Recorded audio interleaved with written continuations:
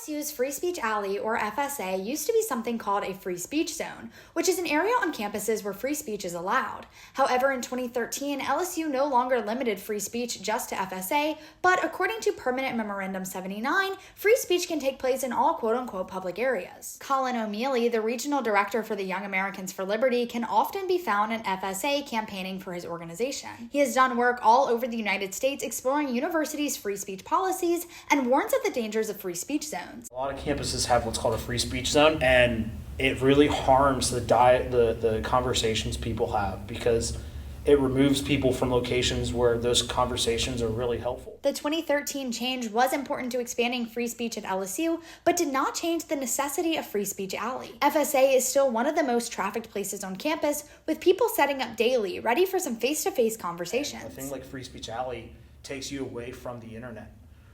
It allows you to be face-to-face with people who might not disagree or might agree with you or disagree with you. I think it's a huge value and an asset. Free Speech Alley is not exclusive to only political debate or conversations, with people like Ivan Imes out there daily. Imes has been stationed in Free Speech Alley for 18 years, and he's recognized by students by a shirt that says, quote-unquote, Jesus Talk. Imes came to FSA after feeling called by God to minister to college kids. Imes believes that Free Speech Alley is a great forum for discovery. It is a place that people can come and ask those questions and seek that information. O'Mealy and Imes are both insistent on the benefits of Free Speech Alley. However, Imes argues that some organizations are disruptive and therefore need to be regulated. It is very effective.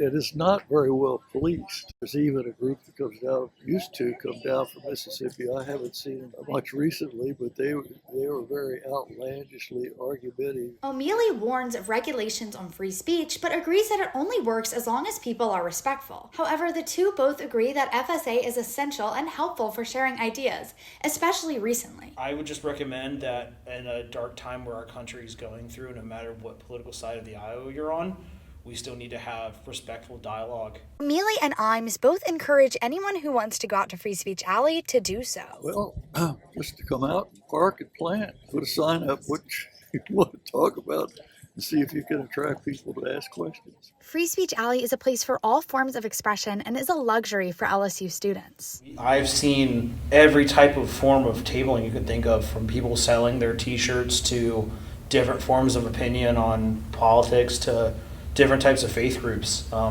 think it's a valuable thing that our country really needs right now, and I think a lot of college campuses could benefit from something similar to Free Speech Alley, where people can have peaceful dialogue between one another no matter what their opinion is. For 91.1 KLSU Baton Rouge, I'm Kathryn Slaton.